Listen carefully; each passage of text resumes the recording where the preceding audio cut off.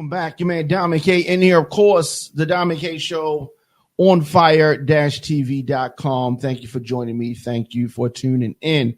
I got to say what's up to everybody on YouTube, on TikTok, on Instagram, on LinkedIn, on X, on Twitch. Do we hit everywhere? And of course, on fire-tv.com. So a lot of things to talk about, a lot of things to get into.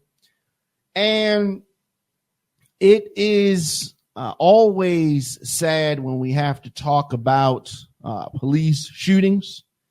And sadly, that is something that we have to get into today. So the police released the body camera footage showing the fatal shooting of an unarmed black woman, Sonya Massey, and this took place in her home. Did I say that already? In her home. So she's inside of her dwelling. She called the police, and she ends up dead. And the body camera footage is, it's very telling. It is what it is, and I think that we actually. Police say 36-year-old Sonya Massey called 911 to report a possible intruder, but when she removed a pot of boiling water off the stove, the incident quickly escalated. Now that deputy is facing murder charges, and we've got to warn you that this video is disturbing. Here's ABC's Alex Perez. Sheriff's Office. The just-released body camera video shows Deputy Sean Grayson and his partner responding to Sonya Massey's house in Springfield, Illinois, after she reported a prowler. Massey, at times, struggling to answer questions. What is your last name? Shouldn't have to think about your last name. Then, when deputies say she can remove a pot of boiling water from the stove, the situation changes in an instant. Where you going? Away from your hot steaming water. Away from my hot steaming water? Yeah. Oh, I rebuke you in the name of Jesus. I rebuke you in the name of Jesus. better not. I swear to God, I'll shoot you right in your face. Okay, I'm sorry. Drop the pot. Drop 15 shots fired. Shots fired. Shots fired. Grayson, who did not turn on his body cam until after shooting Massey, explaining the situation to responding officers who ask, "Where's the gun?" House is cleared. She was the only one. Where's the gun? No, she had a boiling water and came at me with boiling water. You shot her? Yeah. She said she was going to rebuke me in the name of Jesus and came out with boiling water. Grayson charged with murder. ABC's Alex Perez joins me now from Chicago. That video is really hard to watch, Alex. Talk to me about the latest on the investigation. Yeah, that video is very difficult to watch, Phil. We should point out how exceptionally fast this case has been moving. In most police-involved shootings, the officers who are charged are not charged for months, perhaps even years. And in this case, it was just 10 days that Sean Grayson was fired and charged with murder in this case. The prosecutor's office says based on that evidence, they plan to move forward and seek a conviction in this case, Phil. Yeah, police say 36-year-olds. A sad situation there. So, looking at that footage, you can see that there was absolutely no reason for the officers to discharge their weapon. Now, I know, the fraternal order of police and all these police officer supporters are going to come and make excuses and all that kind of stuff. We already know that. That's how it goes. Hello from Louisiana. What's going on, y'all? I don't understand how you can make this, how you can make the case for the officer to shoot her in this manner. She did not have a weapon. And many times, and this is also a difference in culture, right? This is supposed to be the land of the free, the home of the brave, right? It's supposed to be America. But let me say this. Many times in the black culture, you will hear people say expressions like, "I rebuke you in the name of Jesus," right? And it's a word, it's a phrase, but she wasn't going to do anything to him, right? And he just got uncomfortable at that point. She did not charge him with the water. She did not, and even if she charged him with water, right? Would that be a reason for him to shoot her? I've seen so many instances where officers have so much restraint. And this lady in her home who called the police because she felt like there was some police say 36 intruder or something. She called the police, yet the officers treat her like she is the criminal. It is sad. And whether she had trouble, whether she was slurring or whatever she was doing in her home, the officer should not have. I am glad that he has been fired. I'm glad that he's been charged. We're going to see where this goes. But never for a minute do I want folks to forget that Donald Trump and the MAGA Republicans and Project 2025 would like to give officers like that full immunity to do whatever. Often you talk about the local police should have full immunity and officers are scared to do their job and that kind of thing. And if you elect Donald Trump, if you elect J.D. Vance, if you support the MAGA movement and Project 2025, you are supporting a agenda that would completely ignore what this officer did in murdering Sonya Massey in her home, 36 years old.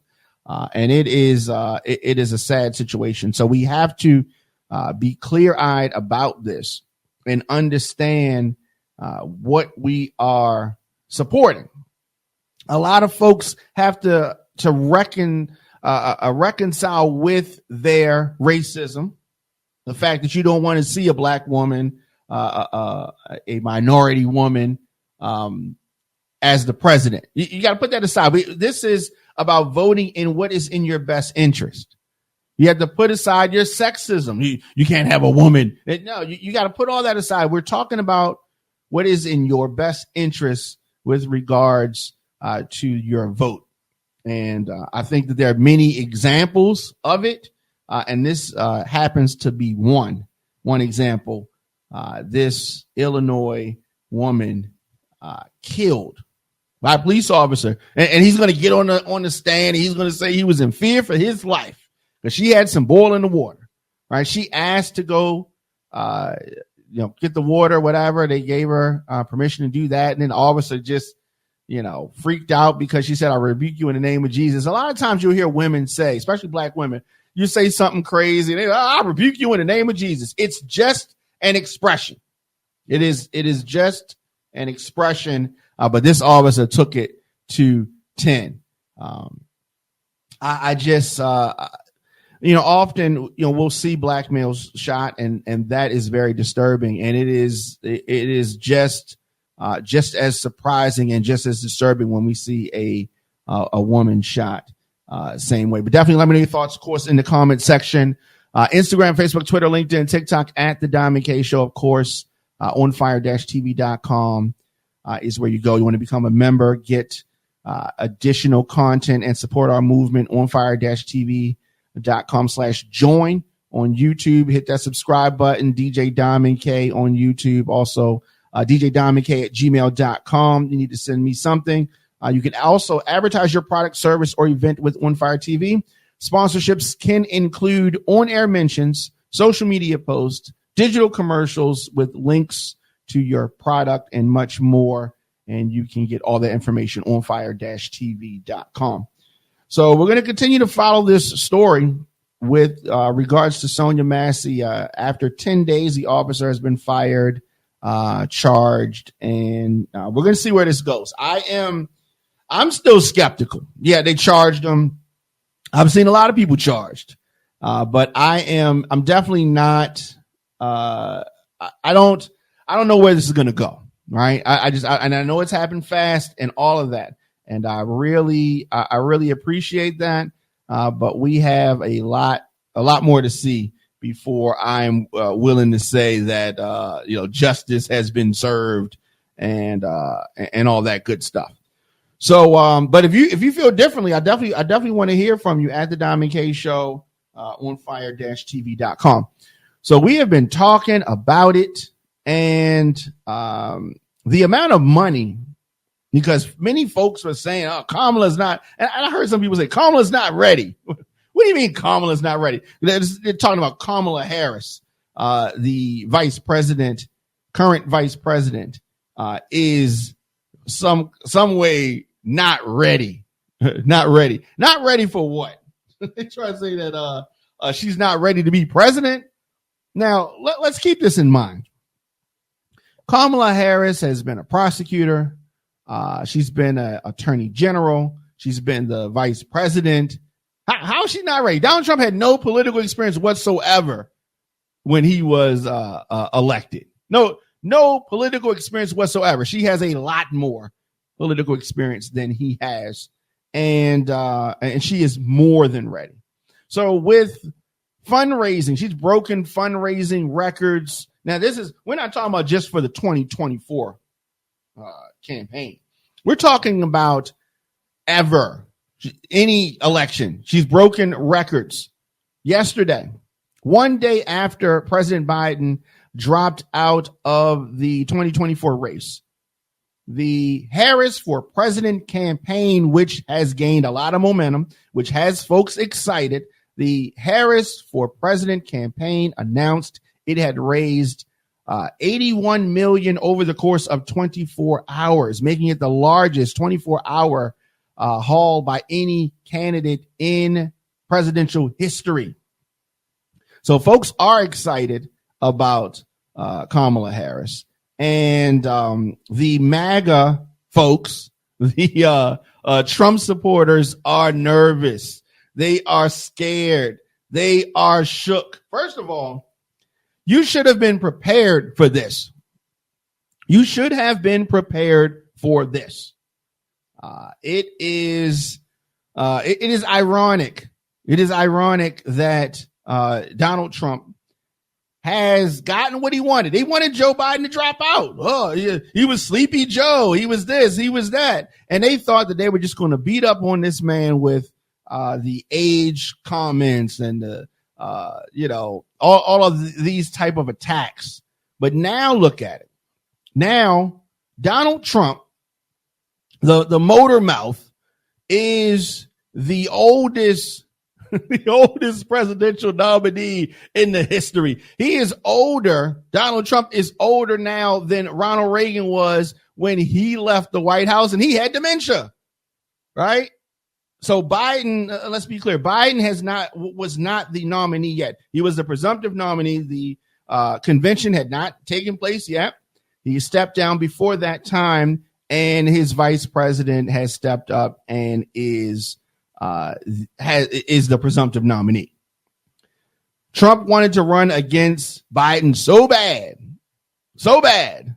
and he is definitely scared, and he is shook. His advisors are worried. The MAGA universe is worried, and they have a lot of reasons to be nervous. For one, you have a criminal candidate, all right? You have a convicted felon, and it's so strange to me. We could not have a better matchup than a prosecutor on one hand and a convicted felon on the other hand. So I'm excited. I'm excited about it. But according to multiple sources, Donald Trump and his advisors are not happy about Joe Biden's decision to drop out of the 2024 race. Even though they were talking all this smack about him dropping out, now that he's him not being able, willing, now here we are. A candidate that's much younger than Donald Trump. Donald Trump has been really looking bad as of late. Falling asleep at the convention. Fell asleep while J.D. Vance was talking. Now, understand this. Many of those MAGA supporters also fell asleep while Donald Trump was talking. But that's just what it is. That's just what it is. And we said that Donald Trump, many of the chauvinists out there just automatically supporting Donald Trump. I saw some clowns online saying that they would never vote for a woman for office. Now, these also were convicted felons. So I doubt that they're going to be voting anyway. But a lot of people like to get online and talk trash, right? They like to get online and they like to talk trash. And so Donald Trump, as I said, 78 years old, the oldest presidential nominee in U.S. history. Now, all of that talk that they had about Joe Biden being too old, now the hypocritical MAGA folks say that age ain't nothing but a number. Now it's R. Kelly. Now they bring it back to R. Kelly songs, R. Kelly and Aaliyah songs all of a sudden. So Joe Biden drops out the race. Donald Trump's campaign is facing a new challenge. And these Republicans, like I said, the hypocrisy. Oh, it's amazing. They spent years criticizing Joe Biden's age.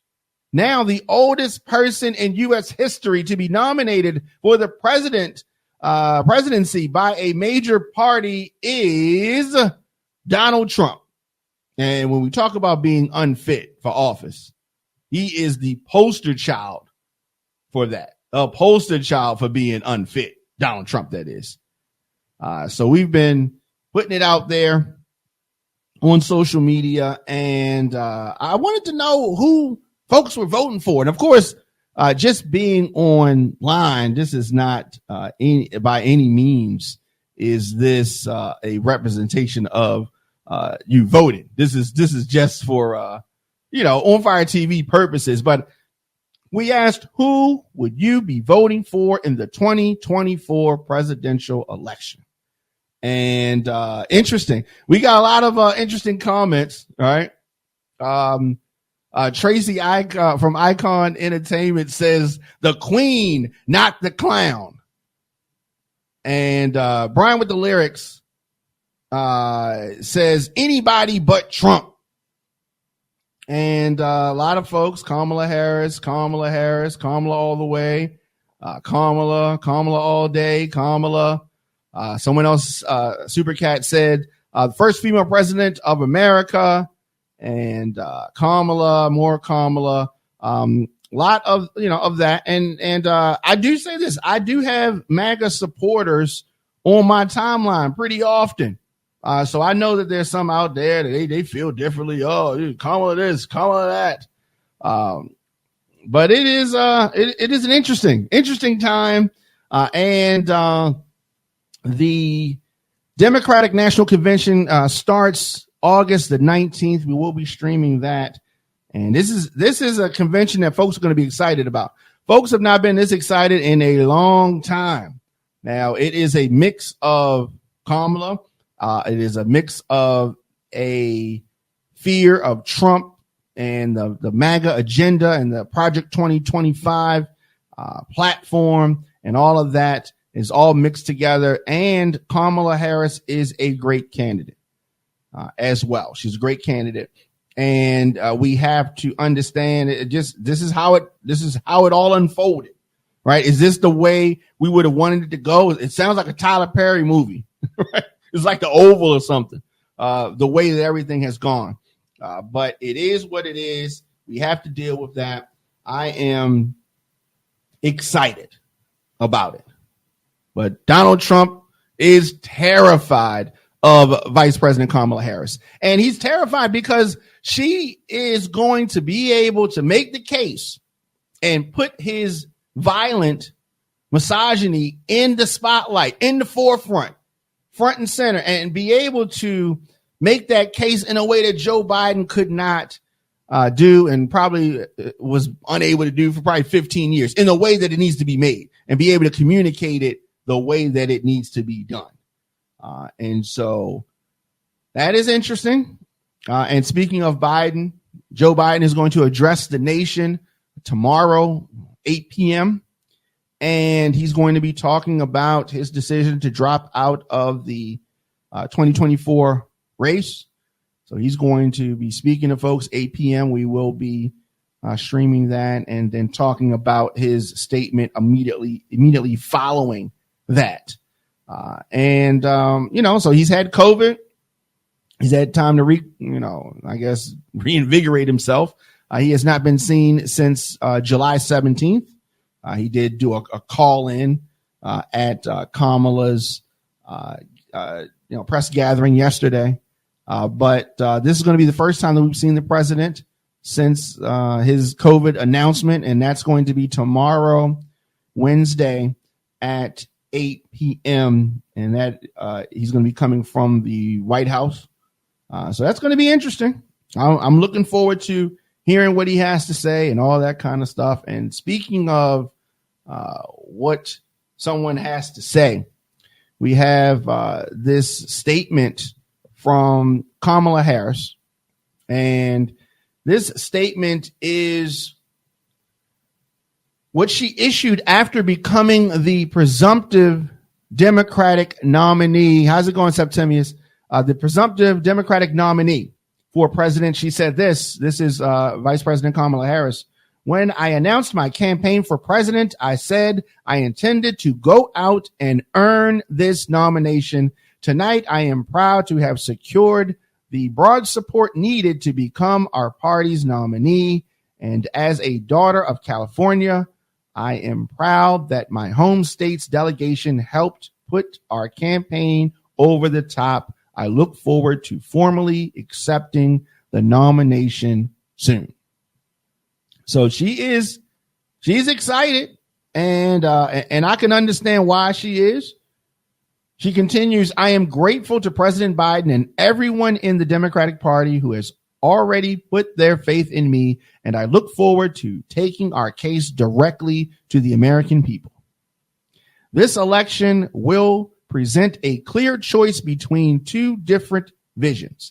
Donald Trump wants to take our country back to a time before many of us had full freedoms and equal rights. I believe in a future that strengthens our democracy, protects reproductive freedom, and ensures every person has the opportunity to not just get by, but get ahead. The vice president continued, over the next few months, I will be traveling across the country, talking to Americans about everything that is on the line. I fully intend to unite our party, unite our nation, and defeat Donald Trump in November. Those were strong words.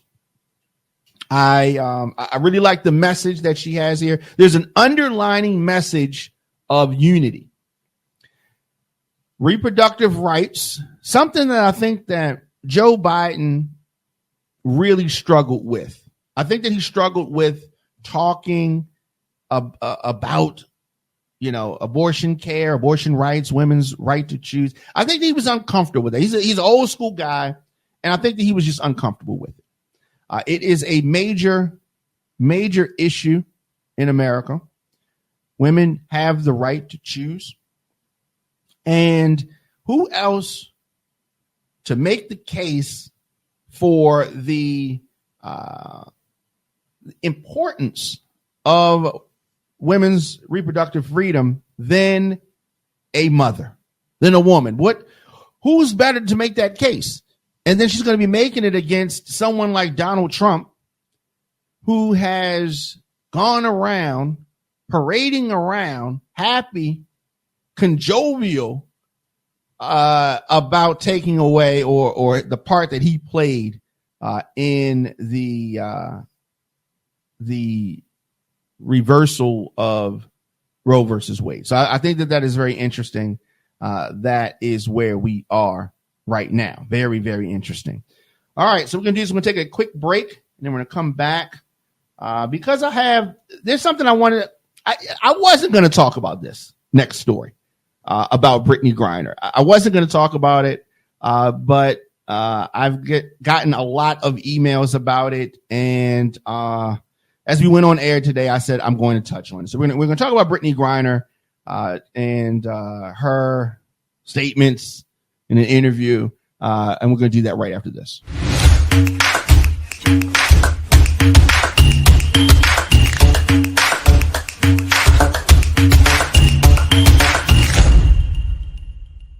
Folks, Baltimore, Baltimore, Baltimore, Baltimore. August the 3rd. Have you heard? The entire city is buzzing about the citywide all-white affair. That's right, and it's going down at the hall located inside Maryland Live. Baltimore, this party is going to be lit. You come up from 9 p.m. to 2 a.m. You can eat, drink, dance, or gamble. We're going to shut the city down. This is one of the biggest and luxurious venues that you will ever want to party in. And it's not just going to be a movie. It's going to be live at Maryland Live. Tickets right now are $60 in advance and more at the door. Tables, seating 10 people at $600. Not only that, we also got a VIP ticket. The VIP ticket is $160, and that comes with special seating as well as free food and 2 hours of top shelf open bar. Ticket locations, Eventbrite. Or you can visit M&K Music Warehouse located in Sky Security Square Mall right across from Cinnabon. Or you can go to Silver Star Restaurant located at 801 Bonaparte Avenue. Or you can call me, the legendary DJ Terry T, 443-953-1966 to get your tickets. And if you need a ride there and back, we have a party bus. That's right. Baltimore, if you need to ride, call me right now, and I'm going to set you up with the party bus. A portion of the proceeds will go back into the community to help serve the underserved community. That's right, we're talking about the homeless people and underprivileged kids and more. You got to be there!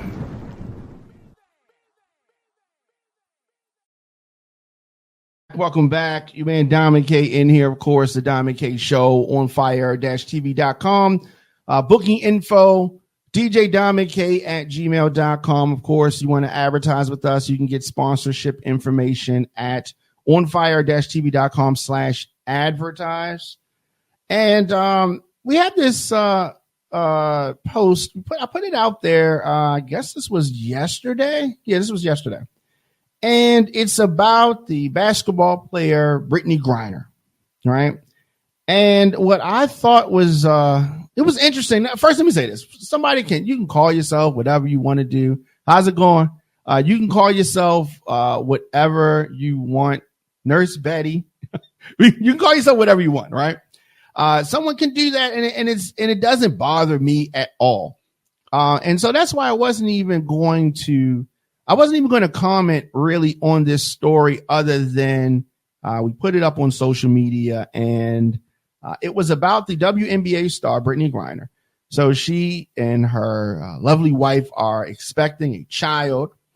And the interviewer, a CBS News anchor, they were very excited about, or she was excited and congratulating Brittany Griner about becoming a mom.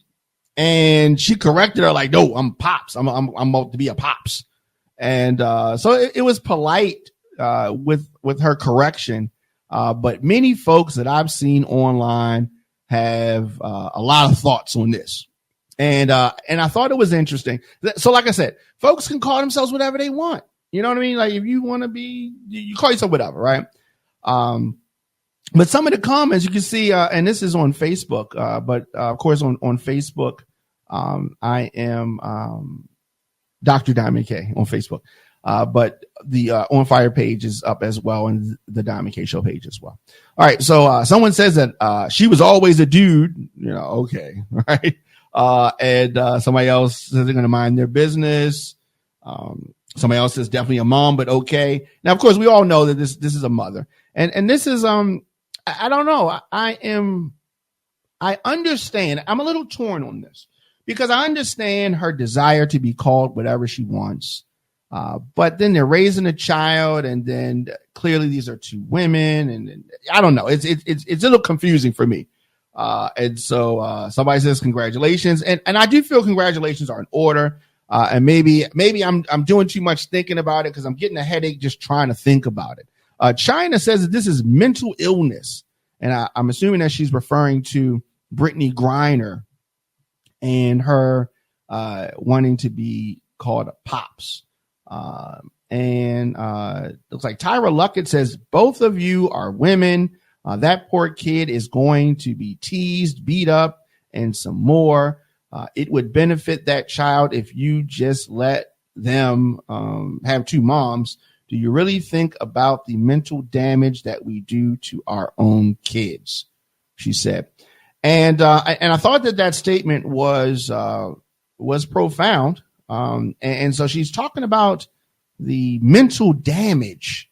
Is there mental damage? I don't know if anyone in our audience has any experience with this. And is there harm in this woman? Because when she was incarcerated in Russia, she was in a woman's jail. She was incarcerated with other women. Who am I talking about? I'm talking about Brittany Griner. So when she was in jail, she wasn't in a man's jail, nor did she want to be, because if she had been put in a man's jail, I think that it would have been very uncomfortable for her. It would have been very uncomfortable for Brittany Griner if she had been incarcerated in a man's jail. And she said she's pops. I'm just saying. Right. And so we know that is not the case. But is there any harm? So folks will say somebody can call what they want. And I say this, you can call yourself whatever you want. But when Tyra Luckett asked the question about, do we think about the mental damage that we are doing to our own kids? And I thought about it. And this is actually one of the comments that I saw earlier that had me leaning towards talking about this. And then there was a couple of other emails, but along these same lines. Also, Natasha Johnson Gaither said something about it. And okay, this is interesting. Let's see what we got here. All right, let's do that. Okay. All right, what's going on? How y'all doing? All right. You have a comment or you just popped on here? What's going on? All right, cool. So where are you from? Where? Okay, that's what's up. What time is it there? 8:29. All right, cool. So we are talking about Brittany Griner. Are you familiar with Brittany Griner? I said, are you familiar with the basketball player Brittany Griner? Yes. So she says that she is a pops. Well, her wife is pregnant. She says that she is a pops. She's not a mom's. Does she have that right or is she wrong? She wrong? Yeah. So why do you say that? Why do you say she's wrong? Yeah. I mean, obviously she's a woman, but you believe that people can call themselves whatever they want, right? Yeah. Do you think that this lady wanting to be called pops and she's going to raise this kid to think or call her pops, does that damage the kid or no? Yeah. Yeah. No, I agree. But then the other part of me says it's not our business, but then these kids go out in school, they go out in the world, they're going to be confused. And then other kids going to, know the truth. And then they're going to be mad. It's going to be confusion. It's going to be, this kid could be messed up a little bit because of this. Yeah. These are facts. But some people say it's none of their business. Somebody else said, they're saying crazy stuff. Still a mom. Somebody said, where is Russia when you need them? Oh my goodness. Well, she was in jail. She did her time. All right. So what you playing in the background? What is that playing? Yeah. What is it? What music? All right. Ain't nothing wrong with that. All right. Well, thank you for chopping up with me real quick. Appreciate it. All right, see you. All right, so we're getting feedback on this, and a lot of folks agree with me and some of the folks on here. I mean, but you can call yourself whatever you want. I get that. So on Instagram is saying that I was confused as well when she said it. You were watching the interview live, so you were watching the interview, and so I saw the clip. And then so I'm looking at it like, okay, it was random because the anchor was not trying to be disrespectful at all. She was just saying that you are about to be a mom. And like I said, when she was in Russia, she wasn't talking about none of this. I'm a pop stuff. She wasn't living that dude life. She was a lady. And now she's back home and she done flipped the script. She done flipped the script. But it's just, to each his own, I guess. But some of these things are really weird to me. And let me go to some of these other comments and let's see. Wrong one. All right. This is one I meant. Okay. Midlife bro logic speaking. Okay. What's going on? What you got? All right. And so this is a Trump supporter. Kamala has a better chance of winning than Joe. Of course he does. Everybody knows that. All right. And so midlife bro logic, you're MAGA, right? He's MAGA. Okay, well, I don't know what that means. All right, and so this is a Trump supporter here, and Trump supporters are going to say, so Justin, when you say we're going to win in November, I guess you mean who? Who's gonna win in November? What does that mean? Do we want MAGA to win or do we want America to win? Kamala winning means America wins. That's what that is. Of course, you can check me out.